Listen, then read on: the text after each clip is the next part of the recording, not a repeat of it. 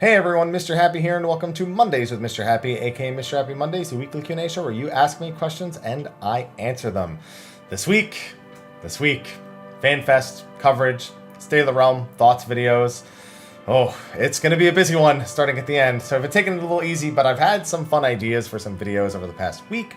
Some of them just news videos. I still have to do a video. As of recording this, I need to do a video of me watching the intergrade or the episode intermission trailer for Final Fantasy VII Remake, but there's also some other things that I want to produce some content on this week, another silly video or two, as well as a little bit of stuff regarding cooking the Eorzea Cafe recipes, which I'm probably going to be making daily trips to the supermarket to actually grab the stuff for that, because it is quite an extensive list of ingredients and fruits and vegetables that I'm going to need that I don't always have around the house. So with that, I have a fishing boat in 80 minutes, and I haven't eaten before recording this. So let's get into the questions, shall we? Of course, thank you to our sponsors over on Patreon, our patrons as they are, who support this just out of goodwill, because it's literally just the YouTube channel has that as an option, and that's all there really is to it. Nothing fancy about it. So thank you to those people, and thank you to our patrons of darkness, Khuja on Jenova and Kurenai Oni, who have gone above and beyond for supporting the channel over there. And of course, thank you to all of you who are watching this week's episode. So with that, let's get started. First one, hashtag Mrhappy Mondays. Hey Haps, how you doing? I'll prep for FanFest soon. I actually want to make some of those foods in advance of FanFest so I can eat them during FanFest. Although I don't know. I'm trying to think of which ones I really want to make close to FanFest, which ones I want to try ahead of time. I might take 2 attempts at a couple of them, just so that might just be all of my food for the week. Quick question, roughly when do you think we can expect the new job action trailer to drop? Not until a month before the expansion is releasing. There's no point in them releasing it at FanFest because it's going to be, let's conservatively say that October would be the release date for the expansion. I say conservatively only because the fall is a very wide term. So some people are predicting closer to November, December. I am in the boat of it being early October. You're looking at 5 months in advance to showing us the new abilities, to people asking questions about them, seeing the new changes to any job gauges that might be there. And you have to consider that that was probably recorded a month to a month and a half ago. So it's really probably like a 6-month-old build.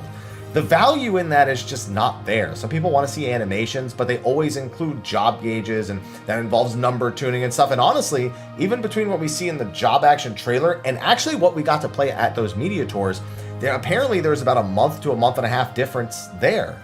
So even what we were seeing wasn't what we were about to play then.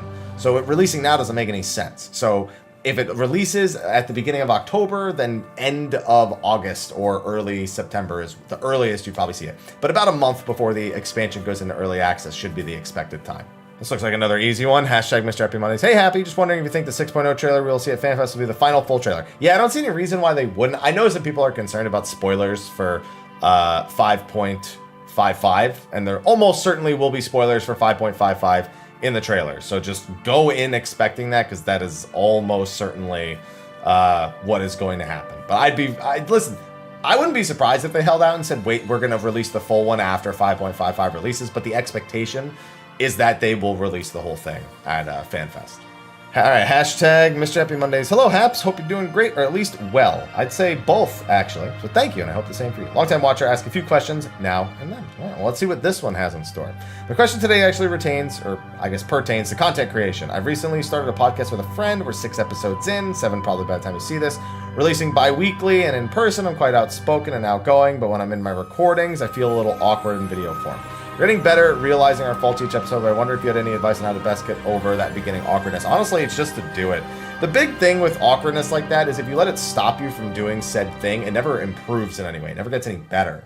So you just kind of end up in this loop of judging yourself, at least in my experience, that is not healthy for content creation and not healthy for your own, mental state. So it's really just to be in that space, especially, you're with a friend. So that space is something that really you just have to own, because it's going to be weird. Even to this day, it's weird because it's just not a medium that I expected to be making any sort of headway in if you had asked me 10 years ago. So honestly, it's just that. It's just getting comfortable over time. Sly's spoken on this a little bit, because when he first started, he was kind of the same boat as you. And now you see how he is now. He just flows. So time and practice really assists these kind of things.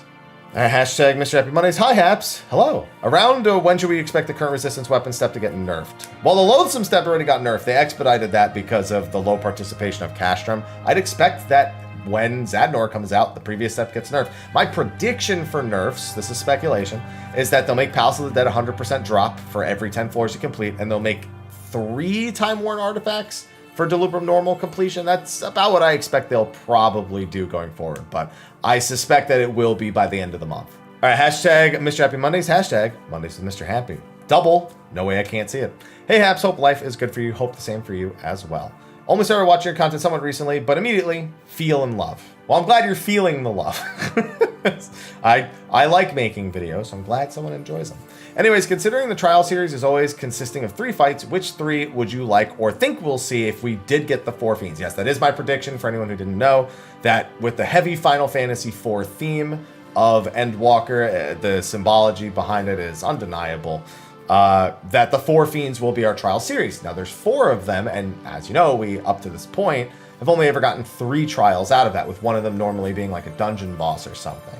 If I had to pinpoint the one that would be a dungeon boss, I think would be Cagnazzo. I think the other 3 can be better trials in their own right, especially Barbaricia and Rubicante.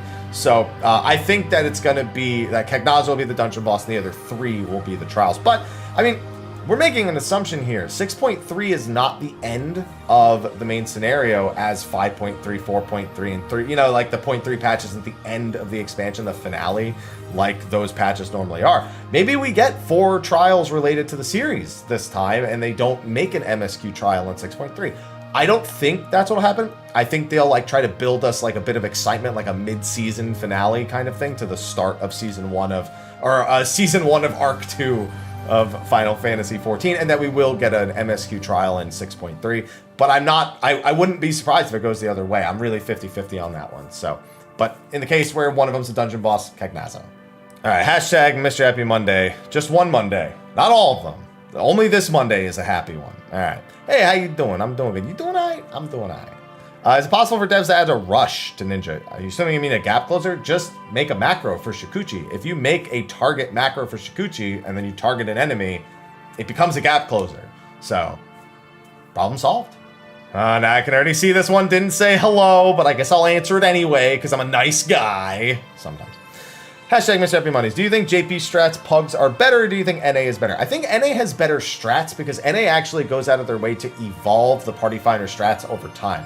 Problem is, it's like pulling teeth.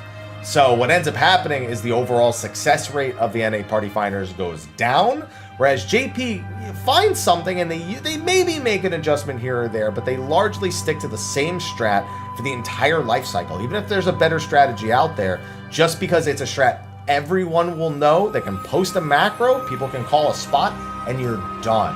NA, it's a fucking clown house, and I don't mean a circus, I mean a house of clowns, specifically clowns. They're not performing, they're just clowns. That's all it is. And so, and you know what, I'll say this, I'll take clear rate over strategy any day. So my vote is always on JP Pugs. They will always be the more reliable and better experience for anyone who has the pleasure of playing with them. All right, hashtag Mr. Happy Mondays. Hey there, Haps. Hello. Just one minor question for you. Okay. Do you think we'll see any major changes? See, now that's flipped. You said minor, and now you're asking a major question. Get it? Haha. Anyway. To MP, like how we saw TP removed. No, I think MP, I don't think they'll ever touch MP again. I think it'll stay at that 10,000 value, and that's it, and it'll never change. So, you're right. Actually, it was a minor question. So, I just don't think they'll change it or add MP cost to anything that's existing. It'll just be there and be used by some jobs. Hashtag Mr. Happy Mondays. Hello, Haps. Hope everything is good. Hope the same for you. Hello, hello. I have a bonus of an only bear-based Pokemon showing up for you in Snap. There weren't that many bears. There was Beartic and Cub and, what was it, Cub Fu? No, that's not it. Yeah, maybe it is that. I don't really remember that many other of the bears showing up. My question is a little silly. Okay, I was doing Susano EX runs for the mount, and at the end of the sword phase, someone in the group got the kill X number of enemies achievement popping up. Curious if there's any random achievement that has popped up for you in a funny situation. Yeah, I've seen that happen a lot, where people get the kill X number of enemies from like killing an ad in like a normal raid or like things like that. Even Savage raids, I've seen it happen. For me, I'm sure it's happened, but I couldn't remember it. Probably the one that most recently I remember happening was in Delubrum Savage, I got the Resurrect Allies achievement, because every single run of Delubrum Savage, the healers are LB3ing while you're progging. Like, okay, healer LB3s come now if you need to use them. So I got reses all the time in Delubrum Savage, so much so to the point where I got the 500 res achievement for Bozja. And so I remember Sphia, I got the achievement, I didn't even notice it. Sphia's like, hey, grats, Haps. And I'm like, what? And then I noticed that I got 500 reses from one of my LB3s. So that's the closest thing. It was just kind of weird that it happened in the middle of a Savage run, but I guess that's the best answer that I got for you. Hashtag Mrhappy Mondays. Hello. See, it's hello ... so it's kind of ominous. I'm kind of scared. What's going to happen to everyone who did DR and lost a metric ton of metal? Does everyone have to just get it back to max before 5.55? Yeah. And it takes like a day to get it back. It's like no effort at all. So if you were too lazy to get it back after that, that's on you. We've known for a long time that there's going to be more ranks after 15, and you need metal for ranks. Should have been common sense. So there's no taking an L, take a day and go get it all back. It's super easy to do. So get going. This one's weird because the hashtag's at the end, and it says greetings YouTuber, Mr. with like not even the full, like you're like I'm a, like my first name is Mr. and my second name is not just Happy, but Happy1227. That'd be a hell of a last name. Hello to you two. Hope you're doing more than okay. I'd say I am. Do you have any desire for a mythic dungeon style system in 14? I get this question all the time. I should have read the question before taking it. I mean, I'd be okay with an enhancement on the dungeon system, but Yoshida has made it very clear they have no intention of doing any sort of expanded 4-man dungeon style content. And there's a multitude of reasons for that. Some of which is that it doesn't include as many people, so it's a lot of resources for a small man activity, whereas it's easier to actually make content. A lot of, actually, you should look up Frosty TV's recent interview. We talked about it on Mog Talk, his podcast, this last week, and of course it's posted on his YouTube channel and on the Mog Talk website. And so he actually asked that question very recently about getting more low-man stuff. So a lot of things I would explain to you here are things that he would also go about explaining, or does go about explaining in the answer. But ultimately, what I want doesn't matter so much as what I think is feasible to happen in Final Fantasy XIV. And I'm not saying these kind of things won't ever happen. Yoshida probably won't ever say for certain that these things won't happen, but just that there are ideas that have certain challenges that are easier to overcome in other situations. So making other content seems like the better option than making something like this. I have a sincere concern over reward structure for something like a mythic style dungeon. And quite frankly, I don't find that 4 people is an adequate number to really do more challenging content that isn't something like Palace of the Dead or Heaven on High. You can do it, but it's essentially a giant numbers crunch, and if you ever lose somebody, you're essentially screwed. You're going to need a red mage. Most people are going to find one healer that is meta over the other 2, one tank that's meta over the other, well, I guess by then it'd be one healer over the other 3, but right now it'll be one over the other 2. And then one tank over the other 3. Like, it's going to be you're either playing this comp and actually being successful, or you're screwed. Either that, or it's just going to have to be a joke to the point where it really doesn't matter. So, what I want is irrelevant. It's just I don't think they'll ever do it. Hashtag Mr. App. Oh my God. Okay, if you're gonna ask a lot of questions, I would work on your spacing because that's a lot of text with no enter buttons pressed in between them. Hey there, sir. Don't call me. I don't like when people call me pretty or anything like. I don't like it. I don't like having my physical appearance commented on at all. So I know you don't mean any harm by it, but I don't like it. And in the future, I just want to answer questions with it. I hope you're doing well in these harsh times. I have a few short questions for you today. Thanks for taking the time to look at them. Do you think Animal will be part of Pandemonium? No, it's a standalone trial. They've shown us nothing from Pandemonium. There's no reason to think it would be part of Pandemonium. It's the same thing they show us every expansion. They always show us the 2 trials, who they're going to be, at 2 separate fan fests, and those are the trials. So most people are guessing the Mage's Sisters will probably be the other one, both because they want to follow that Final Fantasy X train of thought, even though Mage's Sisters aren't originally from 10. And on top of that, we see what looks to be them kind of like in the walls or in the pillars in one of the screenshots we saw. So Anima and Mage's Sisters is what the guess is going to be for the trials. Slice of Life Island coming 6.0 has me a bit preoccupied. Do you think it'll be like housing? No, it won't be. I doubt it'll be limited plots. I think everyone will have their own island. Now, whether actually, to be clear, I actually should be more specific. Everyone can participate, and you won't need to worry about other people stopping you from participating, other than maybe instance or server overload, making it so you can't zone in. Whether or not you own the instance, like your own apartment or something like that, that I'm not sure about. It might be a communal space where the activities that you are participating in are very small instances. But even that seems unlikely, just because that would create probably even more issues when it comes to server load. So those are questions we don't have answers to yet, so you'll just have to wait. Do you think they'll revamp Scholar as well, since they seem to have indirectly announced that Summoner will be completely revamped? I mean, Scholars, all the healers are kind of under a magnifying glass right now anyway, because they have to make sure that this whole dichotomy of pure healer and shield healer, since now they're actually doubling down on it, much to people's surprise, needs to really be realized to its maximum. Now, I don't think Scholar needs any changes, but the Fairy, yeah, I mean, you could argue that you could just take the Fairy away completely, boost some of the potencies to make up for not having the auto-healing Fairy the entire time, and just make the actions come from the Scholar, but it summons a Fairy for the action. I wouldn't be surprised to see that, and that would be in line with what I'm kind of expecting them to do with Summoner, where the actions are all summons, but they come from the Summoner itself, so there's no weird delay on like activating skills and stuff like that. So that's where my head's at with Scholar, and I guess also where my head's at with Summoner. Hashtag Mr. Happy Mondays. Hello. Hi. You've talked a lot about the vitriol you received for the existence of Happy Brambles. That's not the only one. That's just the most recent one. But I've never been able to find why it was deemed such a hated strategy. Could you elaborate if you even know? As far as my pug groups went, no strategy was going to help these people. It's actually a caster thing for the most part. It is mostly melee friendly, since the entire point of the strategy is to keep everyone in melee range.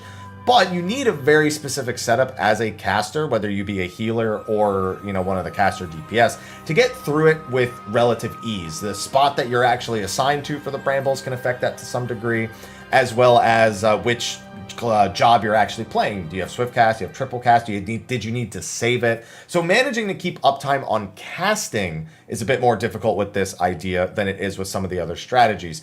One thing that I personally find is a slight downfall that nobody ever seems to come after me for with this one is actually how close in proximity a lot of the party finder drops it to the boss. I am a fan of even taking a step out of range right as the attack resolves, just to drop it, just to give a little bit more space close to the boss. But I see in the Party Finder, a lot of people tend to drop it like really, really tight around the boss hitbox. And it makes doing some of the other mechanics a little bit awkward or uncomfortable. So that's a little bit more of an executional thing of people dropping it in the relative area, but within their own comfort zone, which ends up being actually kind of bad for the entirety of the party. And they just don't consider that when they're dropping it there. But it is really the caster thing that most people tell me about when they're upset about it. But yeah, that's life. And you know what? Deal with it. That's it. Get good. That's a bad thing to say, but fuck it. Hashtag Mr. Happy Mondays. Hey, Apps, thanks for answering my question about jobs last time. Have a good day today. You too. I have one question since FanFest is right around the corner, and I'm holding most of my questions to be answered there. Okay. All right, I got through that. All right, question. From Heavensward to Stormblood, the game went through a dramatic change to the battle system, like roll skills, attributes, stats, and on top of non-battle content. From Stormblood to Shadowbringers, we got another major change, but for Disciple of Land and Hand, where it seemed like Shadowbringers was focused on better quality of life. So you think we'll get another major change? Stat Squish? Does that not count as a major change? I know that functionally it should leave the game mostly the same, but it is a pretty major change overall to the entire scaling of the level system. I'm surprised you're not considering that a major change, because that's my immediate answer. We're never going to see another Disciple of Hand or Land. They've already commented multiple times that it's pointless to add another Disciple of Hand or Land, especially if they play exactly the same as all the rest of them. And then on the same note, if they play differently from all the rest of them, what the hell are they going to do or make with them? So probably never going to see another Disciple of Hand or Land. And that's not my words. That's their words. So don't say that I said we'll probably never see it. They're the ones who said that. Island Sanctuaries for farmer class? No. The Island Sanctuary isn't going to require anything at all. You're just going to go there and interact with a bunch of stuff and tell it what to do. No. I think you just overlooked the most major change is the stat squish. I think you're just looking for an answer, but you forgot that we already know the answer to this question. The stat squish is the major change, and it is a major change. Also, no belts. That's pretty significant as well. Hashtag Mr. Happy Mondays. Hey, Haps, you doing all right? I'm doing all right. I'm doing all right. You doing all right? I'm doing all right. I'm a 14 player, but I started playing 11 for the first time on the side this year after hearing about the HD texture projects like Ashen Bubs and wanted to try the game out for myself on an updated coat of paint. I couldn't say the word updated there. I was wondering if you had any recommendations for must-try content. Like any real MSQ. After the MSQ, it's so subjective, I can't make a recommendation, because everything in 11... So a lot of people will talk about how 14 is relatively the same. 11 is also very much... Almost all the content follows a very similar thread, where it's like you enter an instance, you defeat all the enemies within a time limit, you move on. There are some that are a little bit more in-depth. Maybe check out Nyzul Isle as something that may be a little unique, but no, there isn't anything other than the story that I could actually recommend for a Final Fantasy, for someone who's playing it for the first time. I just say get through the story and get out before you hate it. Because I made 4 Remas after I finished the MSQ on my, like, 2017, like, post-2017 new character. And, man, I want that time back. So, no. Hashtag Mr. Happy Mondays. Hey, dude, how you been? I'm doing all right. You doing all right? I'm doing all right. Last week, I had someone bring up a pre-rendered cutscene for the end of Endwalker. It got me thinking about the end of 1.0. I wasn't there, but I've seen the no-clip doc and the SOH series, and 14 really did something special there. I doubt we'll ever see another massive game shutdown. Do you think we'll ever have another event that shakes 14 so much that it constitutes a cutscene that explains events and a possible weekend game shutdown? So, that constitutes explaining events? No. Nothing like 1.0 going from 2.0. However, I do suspect that if we ever go to a new engine, which at some point I feel like is inevitable, that would warrant a longer than usual shutdown and not just a hit, because people are going to need a whole new client at that point. So that's the closest thing that I think they'll ever do. It's just too much linearity in the story. Like, events have to happen in order. It's not like World of Warcraft, where the events kind of started that way when it first released, going through Burning Crusade, Wrath. But after Cataclysm, every time something new comes out, the world just kind of updates. Like, the whole world is a viable location for new dialogue and new things. And while that's really cool, it essentially deletes everything that was before it if it's been deemed something that's no longer relevant to the advancement or where the story is at the moment. They don't instance everything quite so linearly as Final Fantasy XIV does. So, no, that's definitely, I don't think that will happen. That wouldn't be in my prediction wheelhouse, but a longer than usual game shutdown while they move to a new engine at some point down the line seems like a feasible thing. All right, and that's it for the non-lightning round questions. So let me go through, because there's definitely a few comments and things I wanted to address. Somebody asked if they'll ever do a level squish. That's an easy, yeah, I mean, I think at some point that's going to be inevitable as well. Now, to accompany a stat squish, no, that's kind of, I think it's just about getting the level squish. They might do it at the same time as a stat squish just because it's probably easier to do that. But I don't think it's just to accompany one. It's like just because the levels are getting too high and they want to rework the pacing of like leveling in the MSQ. I think that's really more the thing. There's somebody who said their account was suspended and that they were worried about the validity of reclaiming their account information from Square Enix. As long as you're going through an official channel, it's fine. You're fine, especially if you call multiple different times or talking to chat. If they're always asking for the same info, as long as you didn't find some like random site that isn't Square Enix, then you're fine. Somebody had a speculation question for 7.0. I can't be thinking that far in advance. That's too much.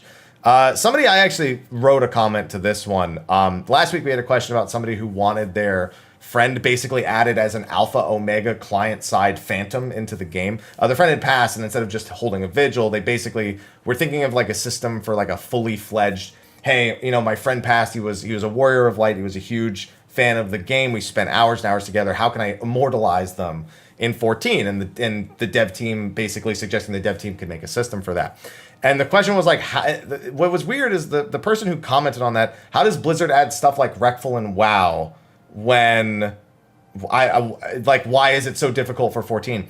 Let's be clear. World of Warcraft adding their players or their very popular content creators into a game as a functional NPC is much different than having a client-side only character load in at random from a list of applied people, meaning somebody is applying on behalf of every player that's passed. Think of everyone who plays the game, who had a friend who is maybe passed, who also plays the game. Also think about people who maybe don't even have a character reference, they just have a loved one who they want to apply to. You now need people to handle the application process, to approve and validate the application process, which is weird because you're going to need things like death certificates and stuff to prove that those things are actually possible. And then it needs to be programmed in such a way that it only shows client side only some of the time in very specific locations across the various parts of the world. If they were just, if they allowed you to apply for an NPC in the game, that's even more work. Actually, it's probably not, to be fair. It's probably less work. doing it like the way that was asked last week, that is a lot of work. There's a lot of technical issues that go into that, not least of all the sheer volume of people who are going to want to be involved in that kind of system. So that's a big one. That's a big one. There was one here about the state of healing that did have the hashtag. I think people super overblow the state of healing. I said this on Mod Talk just a few days ago, or just a couple days ago by the time you guys see this, in that 14 is relatively balanced. And the few things that people have gripes about are mountains out of molehills, because they really don't matter in the grand scheme of things. The way something feels is a far more interesting discussion than the way something actually performs, because the performances are all so close together that it doesn't matter. It's just like, it's like there's nothing to discuss, so those things become the center of discussions. So they really don't need to, like, the big complaint is obviously that there's not enough healing.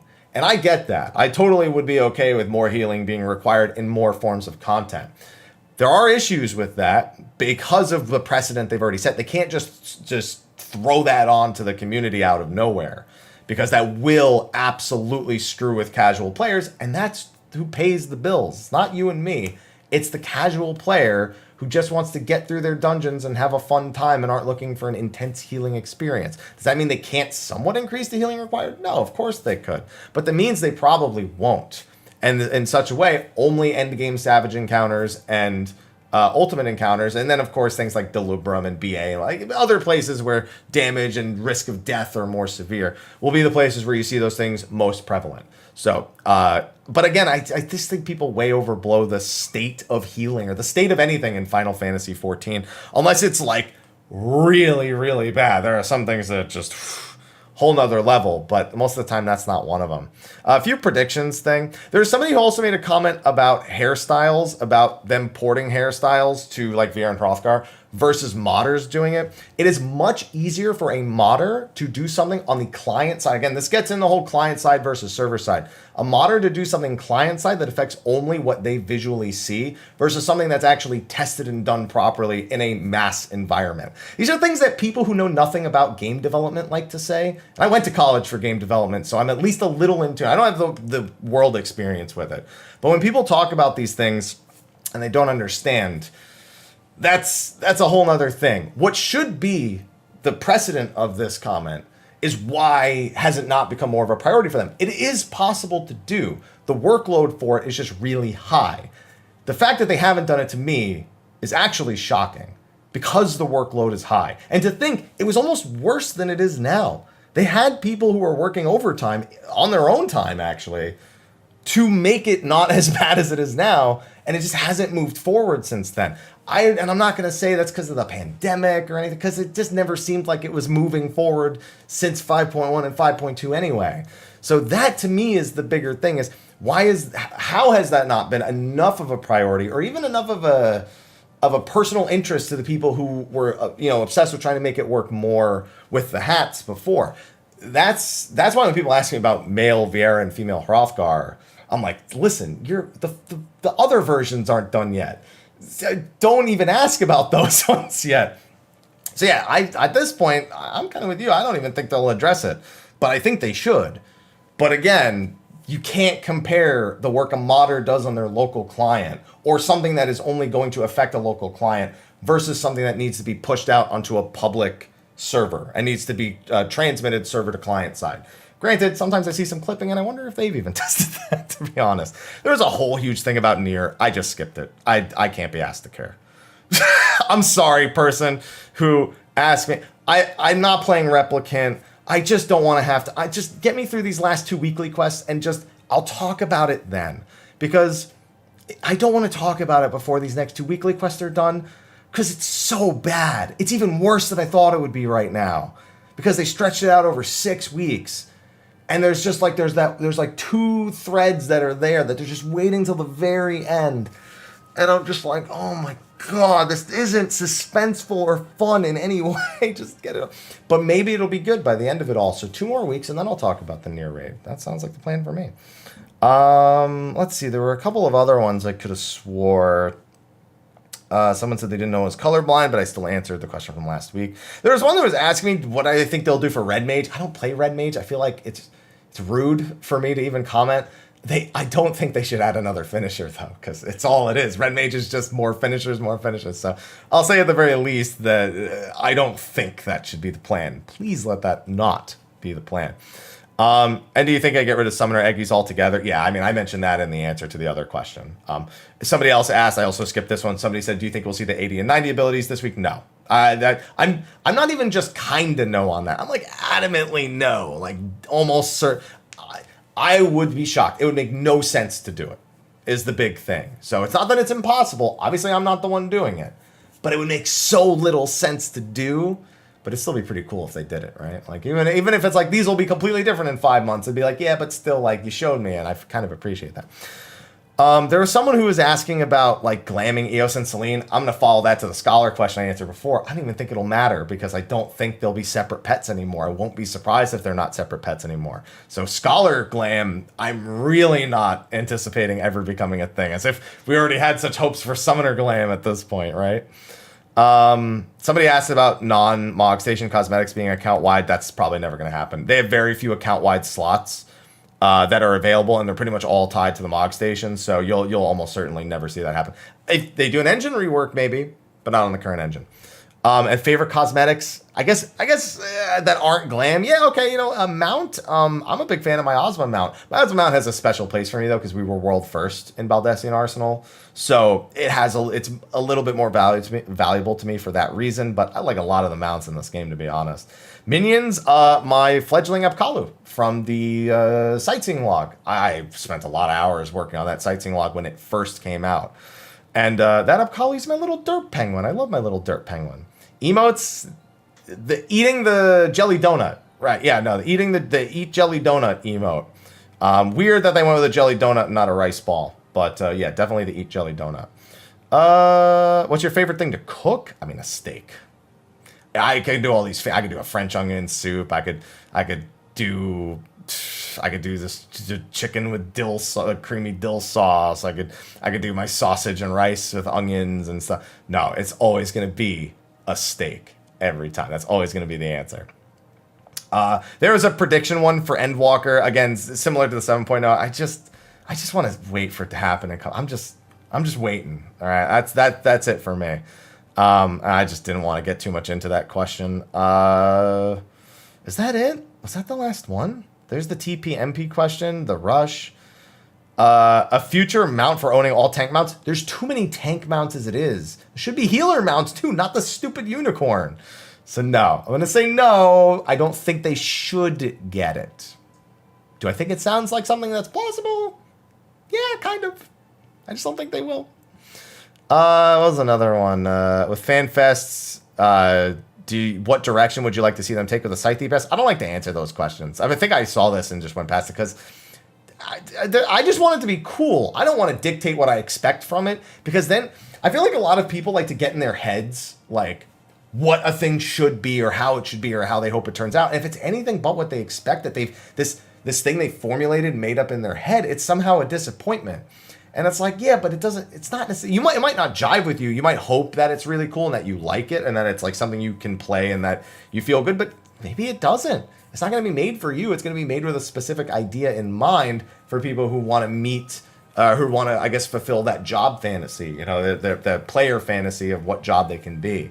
So I don't ever try to create expectations like that or set expectations like that. Sometimes I I fiddle around a few ideas, but that's it. So I don't ever think about anything like this. So I don't come out like, oh, it should have been like I said. It's just, I try to avoid that. Somebody asked what my John Madden predictions would be. I don't have any. I guess the closest thing would be that the job wields a scythe and that the other trial is the Magus Sisters. The 24-man series. Well, sure, let's throw a shot in the dark on the 24-man series. So the 24-man series will be about Silver Tear Lake. I don't know. That's terrible. Yeah, see, I can't even come up with anything. We know that it's about something that's been around for a long time, a mystery that's been around for a long time. But I think the Silver Tear Lake thing will answer in the MSQ. Maybe. If not, then Silver Tear Lake would be my guess. But yeah, no, I don't really have any John Madden, super, throw predictions that seem way out there or anything like that. There's the content creation question, the full trailer question, and I think that's it. Yep. The rest of them, the funny comment, of course, is Happy's fear of a Logos Action Warrior coming at him with inner release had me cackling. And then a few comments about the social anxiety comment I made last week. So anyway, I think that's going to be a wrap for this week's episode of Mondays with Mr. Happy. Listen, I'll be surprised if you guys ask me a question in the comment section before Friday. Because why? It could be a question not about FanFest, to be fair, but, like, why? You know? So I expect most of these questions will come in after FanFest has actually occurred. And when I'm doing this recording next, I will actually have my second vaccine shot. So that'll be a good time. That's another step forward for that. Get your vaccine shots. And yes, I'm telling you that in a weekly Q&A because it's my fucking channel. Got it? Good. Anyway, thanks for watching. Be sure to like, favorite, subscribe, and share. Ask a question for next week's show, whether it be after Friday or before. And until next time, take care.